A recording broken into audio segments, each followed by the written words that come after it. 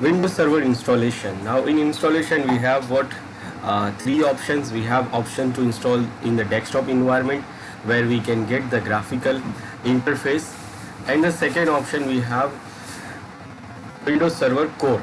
Now Core, where we can get a command line interface. We have started the installation in last time. Now the installation is already done, and it is already done and it has been restarted. Now after finishing the installation, Core server will reboot, and after rebooting you will get this terminal here, and it is saying here that press Ctrl Alt Delete to unlock the server. So you will press Ctrl Alt Delete. This is delete for the real machine, and for the virtual machine you will press Ctrl Alt Insert. Now it is asking that administrator's password. We have to the user password. This is administrator, and the user password must be changed before signing in. That means it is asking to configure the password for administrator account. So I will say OK. Now it is saying enter the password here and confirm ABC.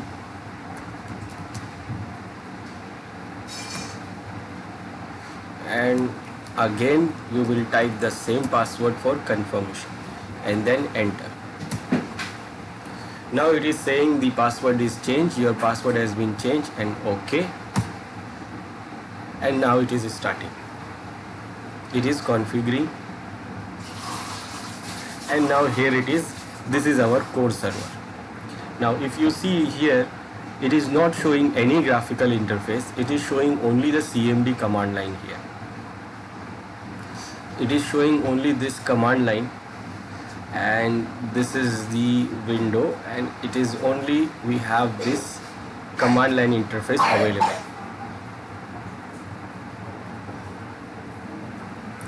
Now if we want to configure this core server, so what we can configure it through the command line. We can use the CMD commands, normal commands, or we can use PowerShell command. So we can use the PowerShell command also, and we can also use the normal command for configuration. So if we want to configure the server, like what we want to configure, first we need to configure the IP addresses. We need to configure the name. First we need to configure the name for our server. Then we need to configure the IP address for the server.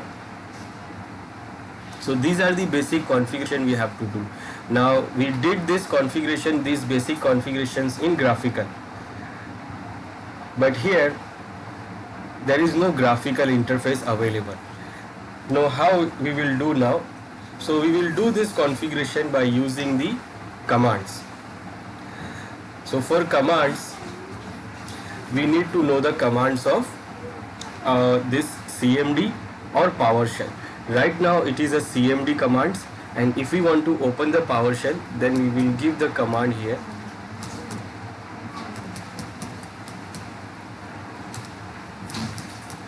PowerShell. Now when we enter the PowerShell command here, it will open PowerShell. Now it is opening PowerShell, and now we are under the PowerShell.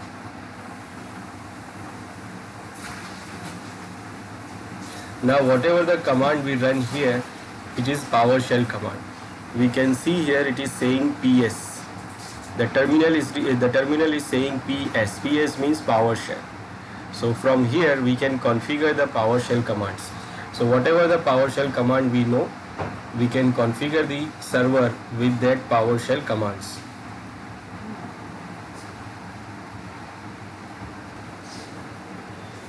So here we can run PowerShell command. All the PowerShell commands we have, we can execute those commands. For example, if you want to see what commands you have, you can run get.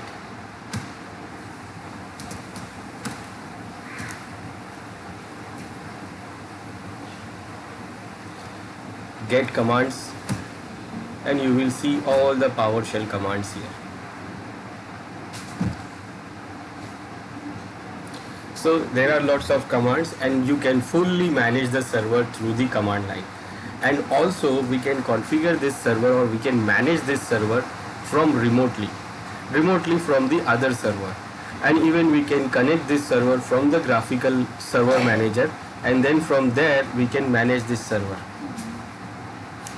So once you have to configure the server, once you configure this core server, what configuration? You configure the IP addresses, you configure the name, you join this server to the domain, then you don't need to log into this core server again, because with this IP address and remote management enabled, we can connect this server remotely from the graphical server and graphical server manager, and then we can configure and manage this server remotely. So once you have to configure, one time you have to configure this core server, then you don't need to configure it. Now if you want to configure this core server, so we need to know the PowerShell commands or CMD command to configure, like the command to configure the name, the command to configure the IP addresses, the command to enable the remote management and everything. Now it might be a difficult thing, but we have an option here in core server. We have a command which is used to configure the PowerShell, configure the core server. It is sconfig. So when you are in the CMD commands, you will give this sconfig. So when you run this sconfig command, it opens this core server management, a configuration wizard. It is like a wizard, it is like a TUI interface, and it will make this sconfig, that means server configuration. So this tool makes it easy for configuring this core server basic configurations. Now here we can configure the core server, basic configuration of core server very easily. So in the CMD command we will give the command sconfig. So when we run the sconfig command, it opens this server configuration. Now configuring this core server is easy now. Now we can go and press these options to configure these particular options. For example, first I want to configure machine name. By default this machine name is win something something something. This is a default name. So I want to make this name, so that I want to change the name so I can easily understand the machine name. So what computer name option is on number 2.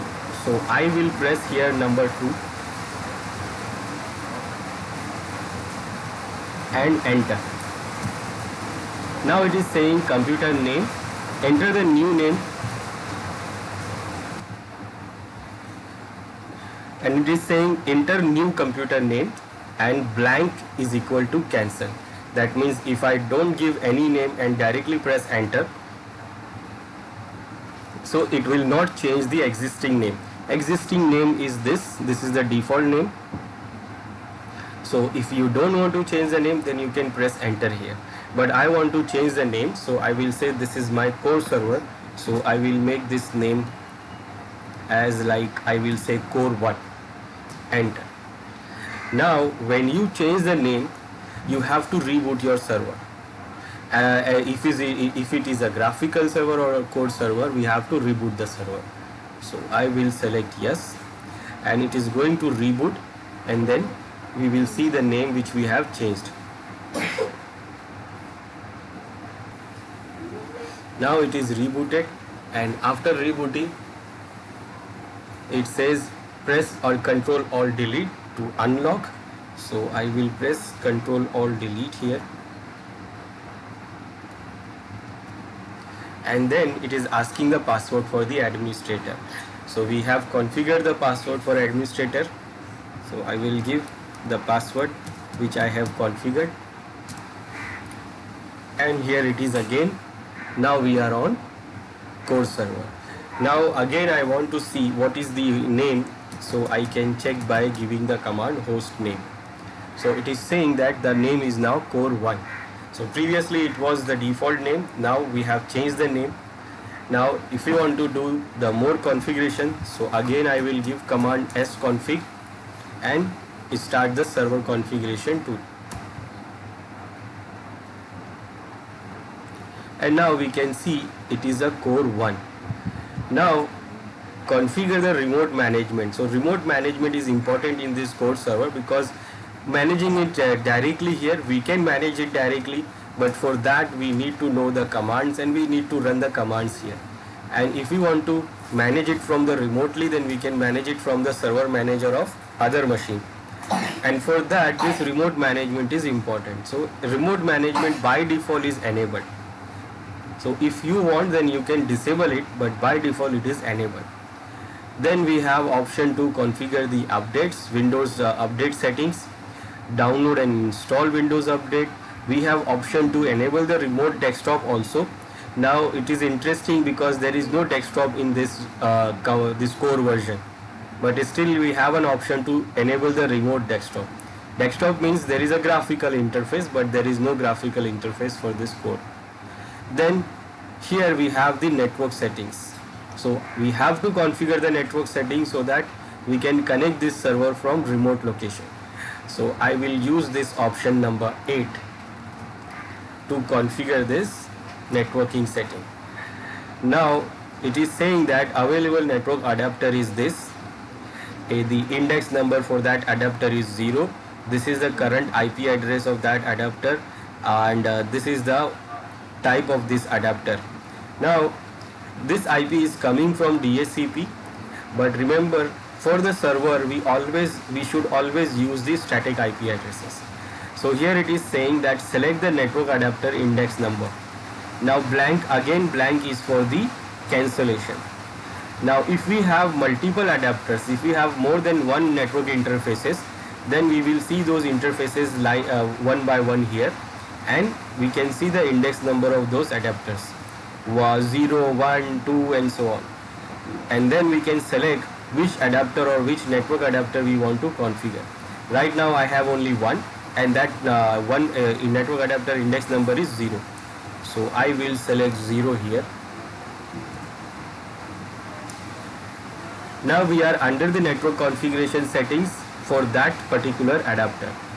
Now here it is saying that the network interface card index number is 0.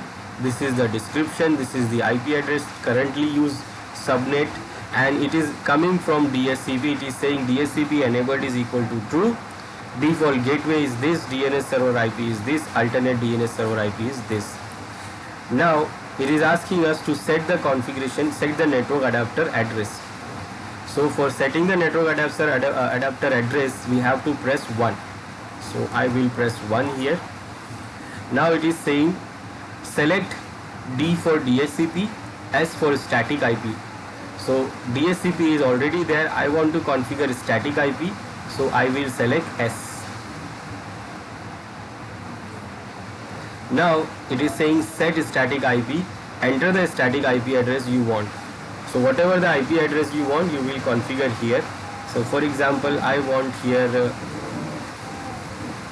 16.0.0.10. Now it is saying enter the subnet mask. Now by default, because I have given the class A IP address, so it is taking the subnet mask of class A. I can even change the subnet mask if I have done the subnetting. So I have not done the subnetting, so I can go with the default subnet mask.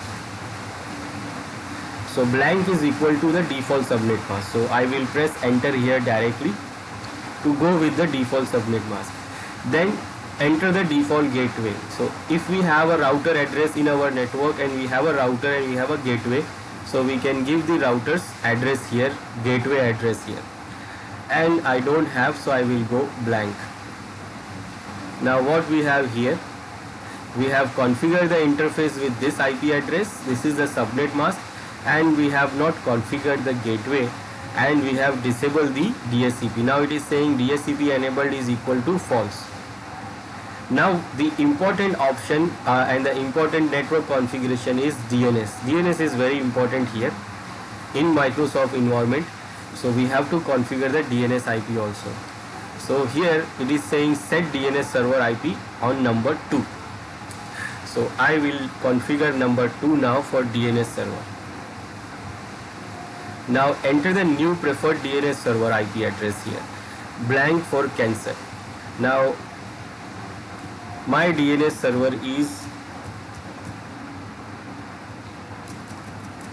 16.0.0.1.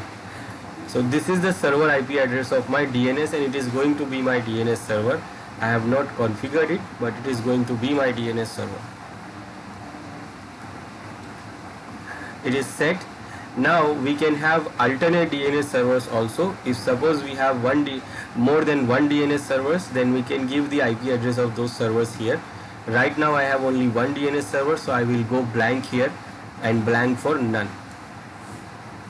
And this is what we have configured here: IP address, subnet mask, DNS server IP, and gateway I have not configured, alternate DNS server I have not configured. So configuration is done now for the IP addresses. There is another option, number 3. It is saying clear the DNS server setting. So if you just want to clear the DNS server setting, then it will clear from here. And 4 is to return to main menu. So now after configuring this, I want to go back to my main menu. So I will press 4 and enter. And now I have come to this main menu. Now here next options are to set the date and time. So if we want, then we can set the date and time properly. Then this option is to telemetry settings. It is enhance. Then Windows activation. If we want to activate the window from Microsoft, so that we can use this option. Then log off user server. So after installing this server, we have to activate it from the Microsoft, and for that we need an internet connection for the network connection, or even if we have in a organization environment, so we can use volume activation also. Now here we have option to log off the user, restart the server, shut down the server, or exit to command line. So 15 is to go back to our command line. Now that server configuration is over, and now we are now under our command line interface. Now we have configured our core server, we have configured the name, we have configured the IP address settings, and also we have enabled the remote management. Now once we join this server into the domain, then we don't require we never require to connect this server again. So this is what core server. It is a command line server. There is no graphical interface. But what happens if suppose I cancel this window? Now what? Now I am not seeing anything here. Now what I will do here? There is no graphical. If you try to press right click, it will not work. There is no icon on the window. There is nothing available here, and even I close that Windows that CMD command terminal also. Now what I will do here? Now in this case, what you will do, you will press Control Alt Delete. Now when you press Control Alt Delete, you will get this option. Now what these options are: first option is to change a password, second option is to lock your Windows, sign out,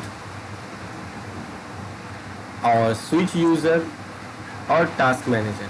So you can sign out the user account, and then we can re-sign in, and then you will get the terminal. Or you can do what? You can go to task manager. Now this is the task manager. Now if you say that core is the command line version, now this is not a command line. You can see it's a graphical tool here, and I can go for more, and you can see it is a fully graphical tool available. So we say that the core is a command line tool where there is no graphical interface available, but still you can see the this task manager is as a graphical. Now what I will do, I want to open the PowerShell Windows terminal, command terminal. So I will go to file, and I will go for run new task, and here I will give command CMD, and it will open my command terminal. So this is how I can get my command terminal back. I can even open my PowerShell terminal also directly.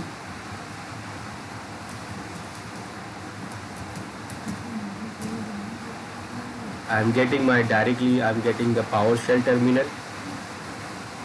So in case if you mistakenly close this terminal, so you can do what? You will get this all blank. You will press Ctrl Alt Delete and then select the task manager and then go to file and run, and then run what you want to open.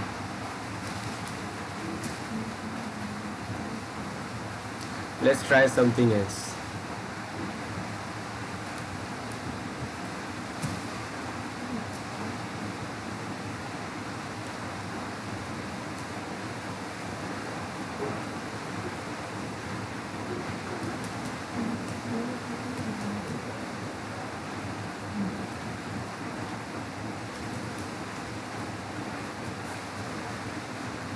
So others are not working, but still we can see this task manager as a graphical. So this is our core server, and this is how we can manage this core server. So we have seen this core server installation and managing the core server. Now next is what? Managing servers remotely. For managing these servers remotely, not a core server, even a graphical also, if you want to manage them remotely, so we can use these following options here. First, remote server administration tool, that is RSET. RSET, here we can manage the we can use the remote server management tools, which is RSET. We can use server manager. We can use management consoles for each role and features. We can use Windows PowerShell remoting and PowerShell direct. We can use remote shell. We can use remote desktop, and also we can use group policy, but not supported on nano servers.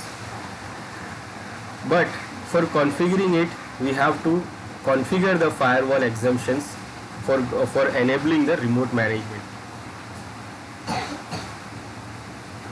Now what are these options? First we have this remote server administration tool. Remote server administration tools, where we can get the server manager, or we can get these management consoles for each roles and features. Now in the server, when you install the server graphically, you will see all these tools available. Now if I want to manage this server remotely from our Windows 10 machine, then what I can do, I can install these tools, this remote server administration tool, in our Windows 10 machine, and then with the help of that Windows 10 machine, I can manage the server remotely. For example, I have 3 servers. Now one I have installed as a GUI, where I have the graphical interface, and rest of the server I installed in the command. For example, core, I have installed these other servers as a core. Now in the core we don't have a graphical interface, so we can manage them only from command line. Or what I will do, I will open the server manager from here. I will open the server manager in the graphical server, and then what I will do, I will connect this server to add this server to server manager. Add these servers to server manager of this GUI server. And then what I can do, I can manage this local server here, and all these remote server also, all these core server also, from this single server. So that is what server core, server manager. Then we have separate console for every configuration. For example, we have DNS. If I want to configure the DNS, so I have a DNS server console. I have a DNS server console to manage the DNS server. Now from that single console, I can connect these other servers also. That means for this, I don't have to add these servers into Server Manager. I can even connect this console directly to these servers for managing these servers. For that, we have to install the services on this console, these other servers first. Like for example, if I want to manage the DNS server of this server, first the service must be installed in this server. If the DNS services is not installed in this server, we cannot connect this DNS console to this server.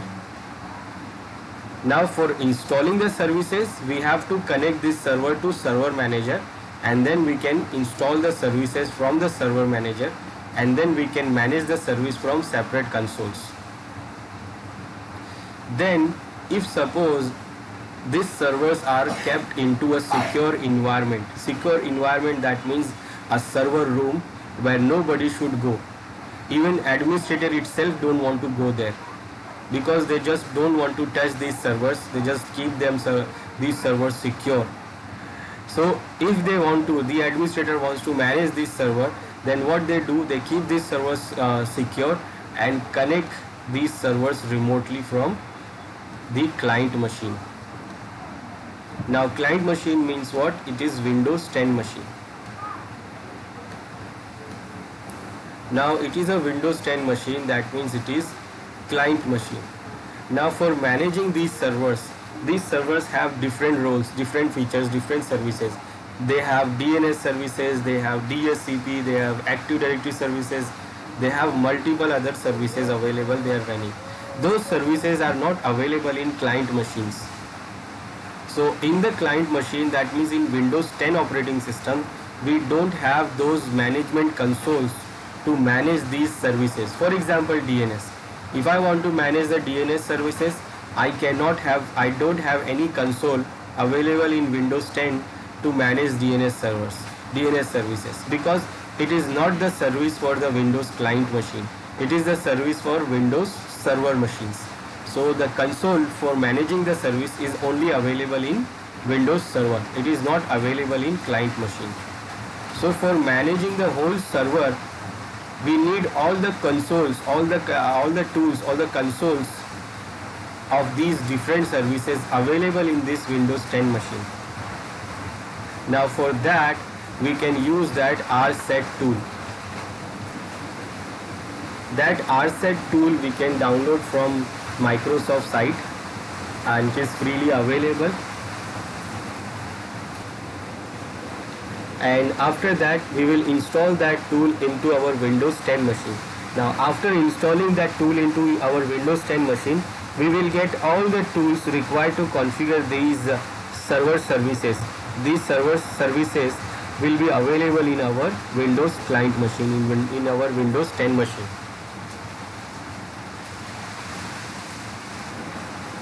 And with the help of those tools, those consoles, like for DNS, we will get the console in our Windows 10 machine, and then we can connect those servers from here, from those consoles, and then we can manage those servers from here. This remote server administration tools, all these tools like Server Manager and different consoles for the different services, those are all graphicals. Those are all graphical tools. If we want to manage the server remotely, we can manage them remotely from command line also.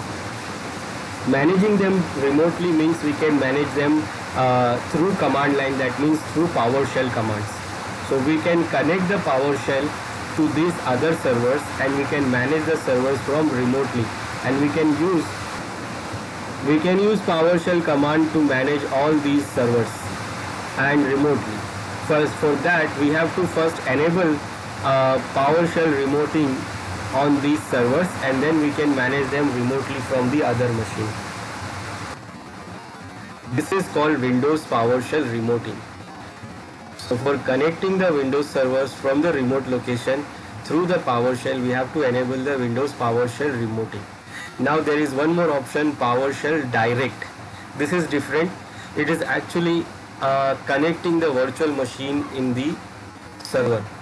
For example, For example, I have one server here, physical server. Let's say this is my physical server.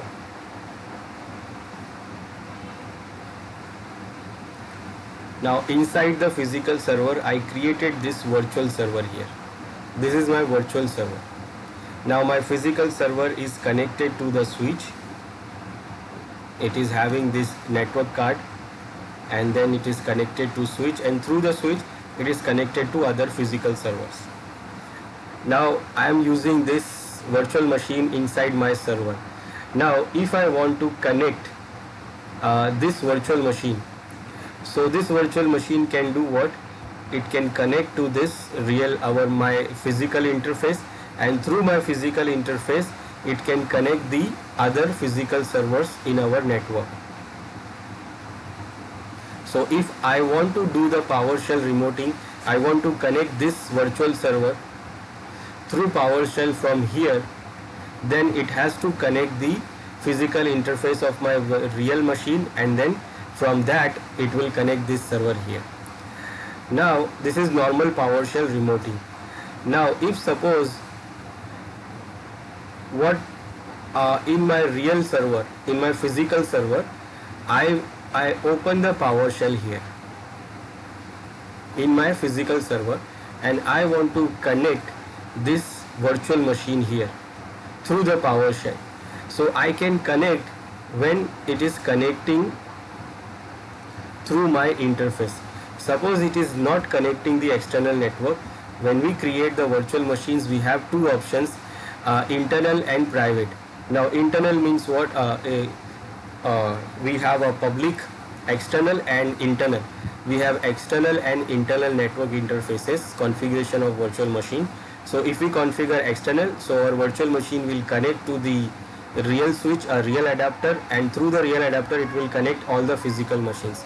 Now if we select internal, if we don't select external, so our virtual machine will not able to connect other servers, other physical servers, but still within our virtual within the real machine, within the physical machine, it can connect, we can connect our virtual server. Like from this physical server, we can connect this virtual server, and we can do ping, we can do connect, we can share folders also. So we can do the communication with this virtual server to our physical server only when we select internal networking. So internal networking, that means only internal servers will be connected, other servers of the network will not be connected. So our real physical machine can connect our virtual machine. There is third option available, it is private network. In the private networking of virtual machines, what it will do, it will only connect virtual to virtual servers. If suppose we have two virtual servers inside our physical machine, so only these two virtual machines can do communication to each other.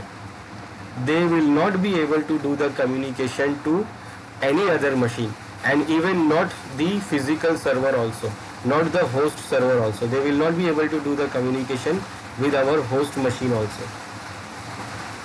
They can only do the communication with the virtual to virtual machine.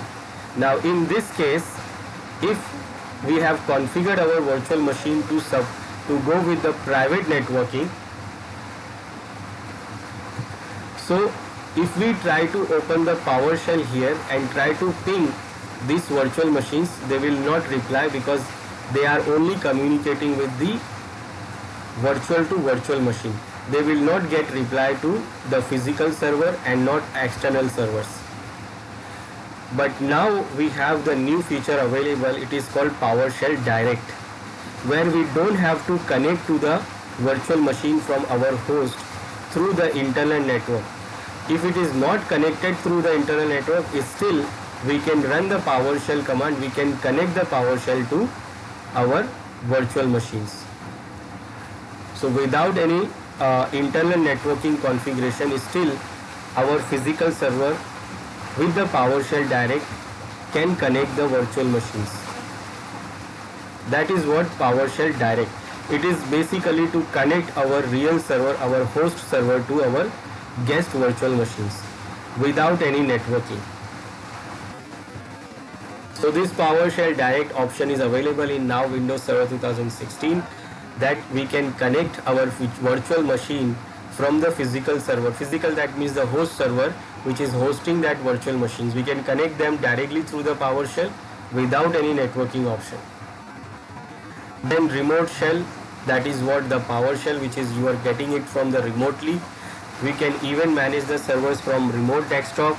We can also use the group policies. But first we have to enable the firewall options. We have to enable the exceptions in the firewall to manage the server from remotely.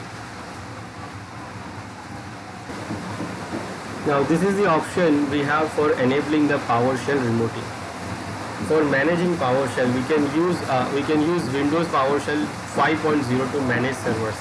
Windows PowerShell is what a scripting language and command line interface that is designed to assist you in performing day-to-day administrative tasks.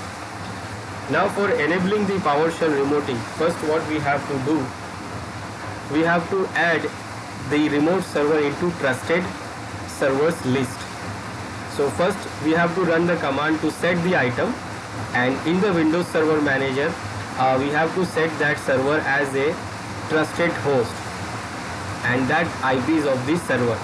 Now after setting the trusted host, we can do what? We can connect that server from remotely. For connecting that server remotely, we will use this command first. This is for setting the IP variable, and then we can run the command enter PowerShell session for the computer name, and this is the, instead of computer name we will mention the variable for that IP address, and then credential for the administrator password, and then after this it will ask for the password for the administrator. So first what we have to do, we have to set the remote server as a trusted host. This is our graphical server, and I will open the PowerShell here first.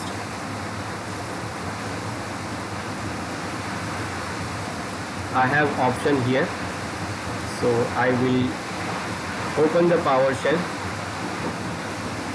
or we have to open the PowerShell as administrator. So it is a good idea to open the PowerShell as administrator, right click on it and run as administrator.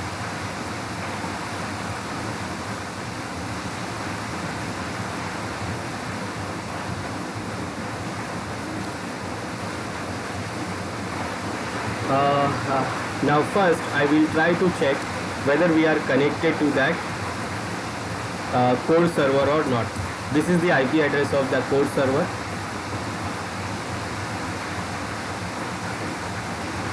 and it is not connected. So we have to make sure that both servers are connected. Now this is because of the firewall which is enabled in the core server, and we have to add the exception before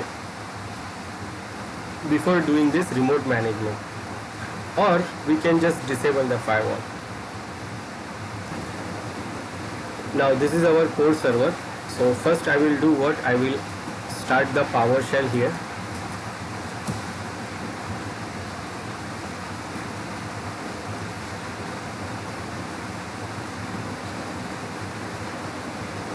And I will increase a little font. Okay, here I will run the command get net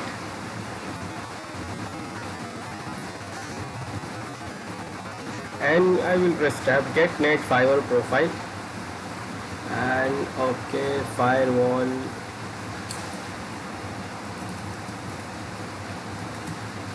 get net firewall profile, and it is going to show all. So I am going to select, I want to see only names and enabled option.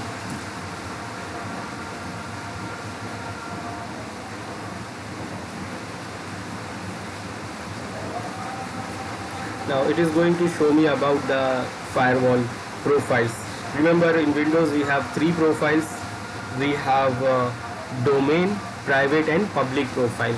Now here we can see that on these all three profiles firewalls are on.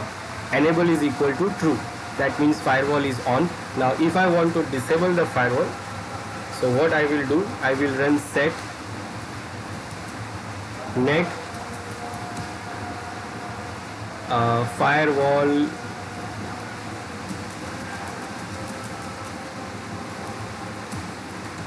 profile command, and what I will set here, so I'm going to set for the profile domain,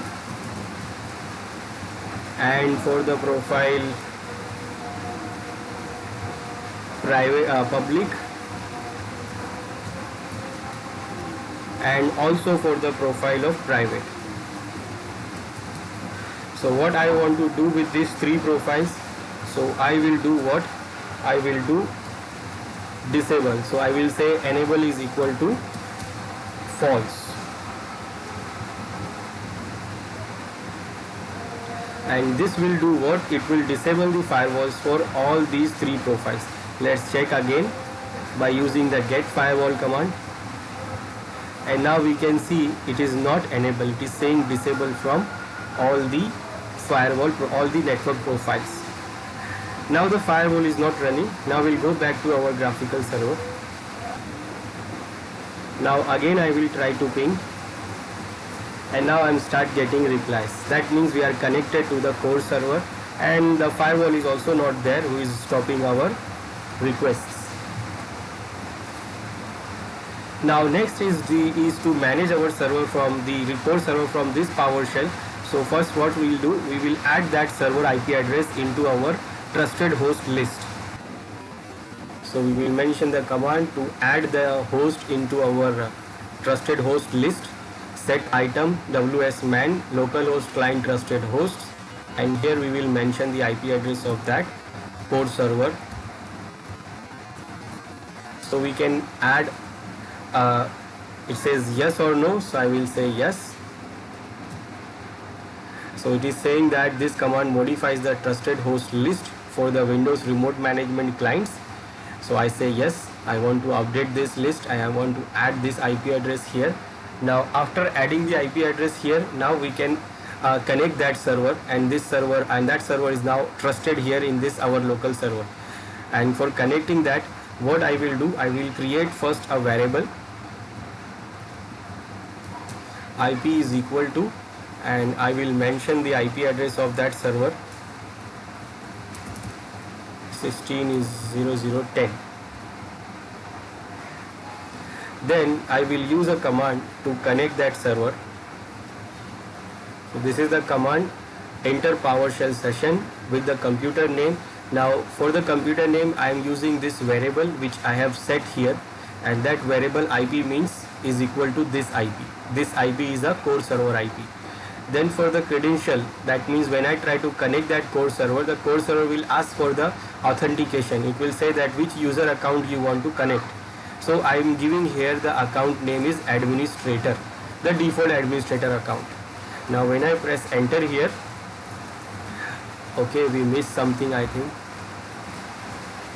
Okay, the problem is that variable is empty. It is saying that the variable is not set properly. So I will set the variable again. IP is equal to, and we have to set it like this.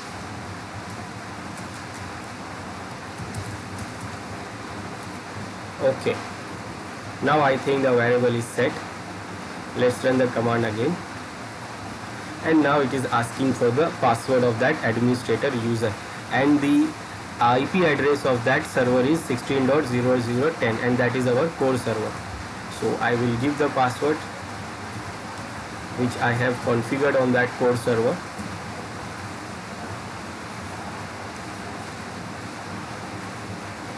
And now it is trying to connect that core server, and here is, now we are connected to the core server. We can see here the IP address of that core server here and the PowerShell of the core server. So now we are under the PowerShell of that core server, and we can manage the server from here. We can manage it from here remotely. And whatever the command I will run now, these commands will going to, it is going to run on that core server.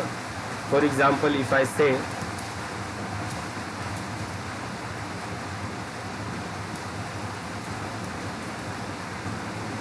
get computer info.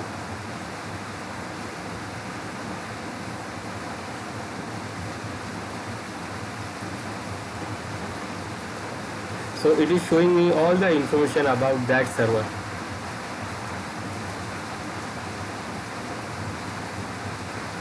It is showing all the information about that server, and this is what it is, a server core.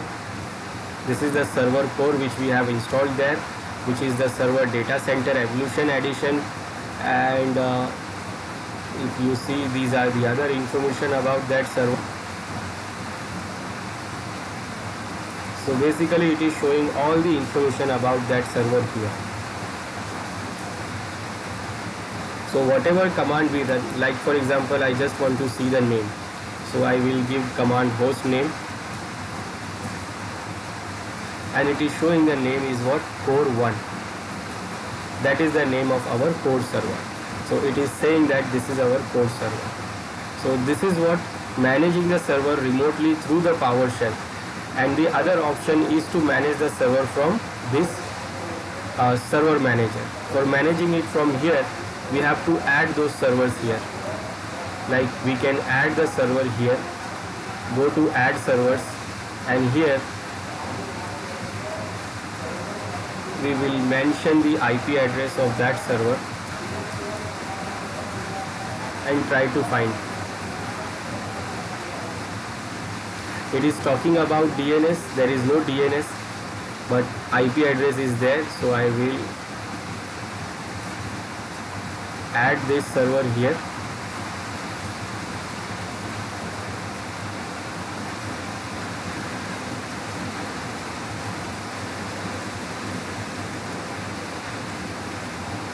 And this is, it is not adding actually here.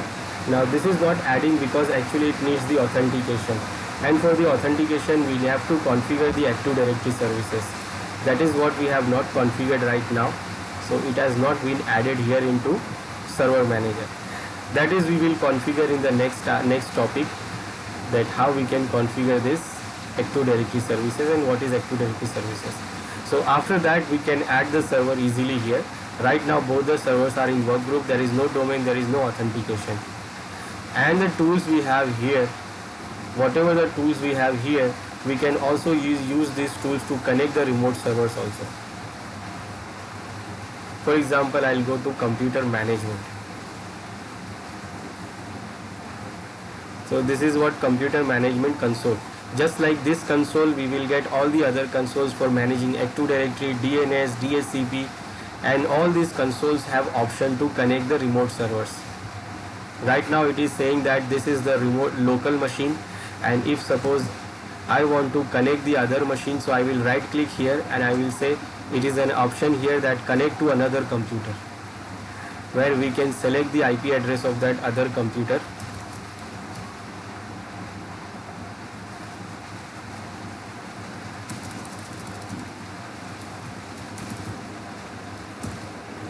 And try to connect it. And now this is what the computer management of the core server, and you can see what we have in that. So all these tools are coming from that core server. You can see here, this is the computer management connected to core server. So just like this console, we have other consoles also, and all those consoles have an option to connect the remote servers. So you just go there and connect the remote server which you want to configure, and then do configure whatever you want to configure. We don't have to connect that server to the server manager also. We don't have to connect it here in the server manager. We can just use these remote consoles. We can use these consoles to manage the remote servers. So all of these consoles, or most of these consoles, supports remote management. So for managing the server remotely, what we have, server manager, where we can add the server from this add server option. For that we need to authenticate it properly. For that we need Active Directory. And the second option, we have these tools where we can connect the servers from remotely with this console management consoles. And then we have option to manage the servers from PowerShell. We can connect the servers from remote PowerShell remoting, and we can manage the servers from here. and we can run all the commands whatever we want to run. Now exit. Now I've gone back to my local server. Now this is remote server management. Now what's new since Windows Server 2008 was released? First, Windows Server 2003. After Windows Server 2003, they have changed the complete features and completely they have changed it completely. After Server 2003, Microsoft has released Server 2008, and from this Server 2008 they have changed a lot of things. They have changed, and we can say that it is completely changed. Now after Server 2008 we have Server 2012. Now what is the new feature we get in Server 2012 after 2008 server?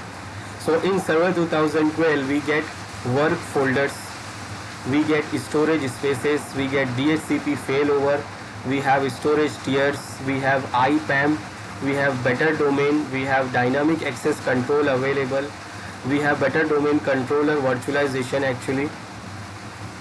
Then we have data deduplication option available. We have option for cloning virtual domain controllers also. Now after Server 2012 we have Server 2016. So what is the difference, or what is the new features we have in Server 2016 after the Server 2012? So first we have nano servers. Then we have containers with the Docker support. Then we have rolling updates for Hyper-V and storage servers. Rolling update, that means for updating the servers we don't need to shut down or restart the server. Then we have hot add and remove features, hot add remove virtual memory and network adapters. In previous versions of Windows, when we are creating the virtual machines, and if suppose we want to add or remove memory or network adapters to the virtual machine, we have to shut down those virtual machines. But now we don't have to shut down those virtual machines. We can directly add and remove these virtual memory and network adapters from the virtual machine. Then also we have now nested virtualization. Nested virtualization, that means we can create a virtual machine inside a virtual machine. That was not available in Windows Server Hyper-V. Then we have PowerShell Direct. That is what we have already talked about, that it is a PowerShell option where we can connect the virtual machine directly without in the private networking enabled. That means without any networking option. But it is only connect the local virtual machine. That means host server, from the host server to the virtual machine, to the guest server. Then we have shielded virtual machines. They have increased the security for virtual machine. Now virtual machines are shielded with the security features. So when they enable, when we reboot the servers, they will boot with the secure environment. Then Windows Defender is improved. Then storage spaces direct option also we have. Then we have storage replica option. Remote desktop services are improved. Microsoft Passport option we have option to Azure AD join support also.